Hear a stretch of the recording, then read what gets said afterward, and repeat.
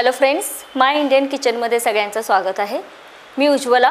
आज आपण बघणार आहोत शेवयांची खीर।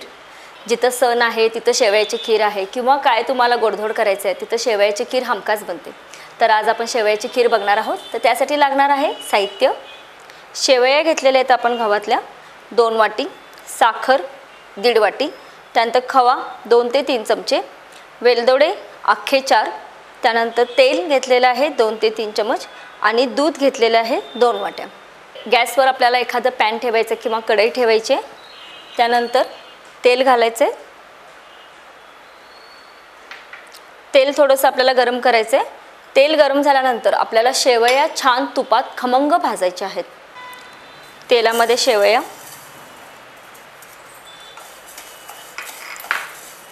आपल्याला त्या करपवायच्या नाही आहेत, तर खमंग भाजून घ्यायच्या आहेत। अगदी सोनेरी कलरवर आपल्या शेवयांना कलर यायला पाहिजे।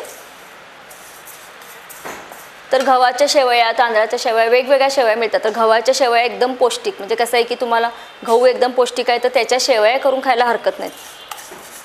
शेवया आपल्या छान भाजतायत, तर आपल्याला दूध सुद्धा लागणार आहे। तुम्हाला माहिती आहे की खिरीमध्ये जर आपली शेवया किंवा कुठल्या पण खीर तुमची गरम असेल तर दूध पण तुम्हाला तेवढंच गरम पाहिजे। गार दूध घातलं तर चुकून फुटू शकतं, म्हणजे पनीर सारखं तुम्हाला गोळी गोळी दिसू शकते। तर दूध आपण गरम करूया।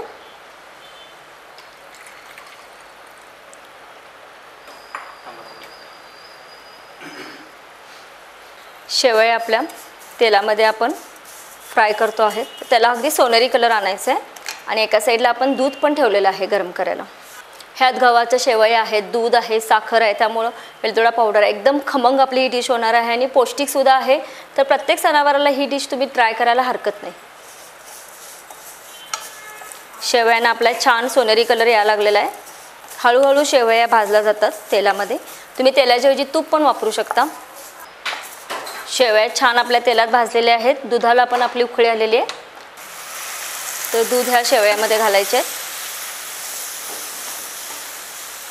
दूध घातल्यानंतर आपण त्याला थोडासा खवा घालणार आहे 2 चमचे, त्यानंतर वेलदोडा पावडर,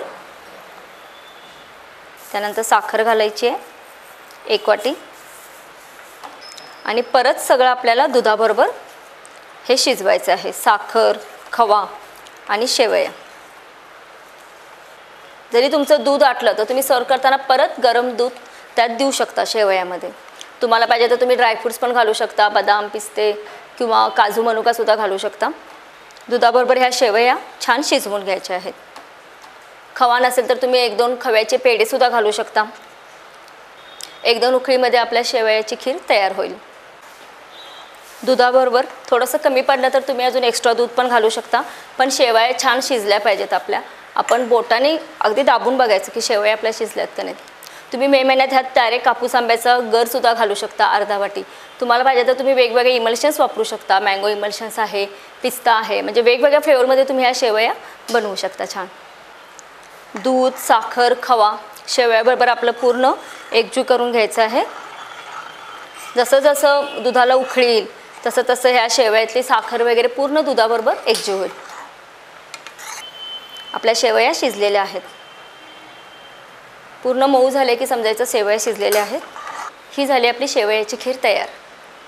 सर्व करताना तुम्ही थोडंसं केशर आणि काजूचे तुकडे घालू शकता।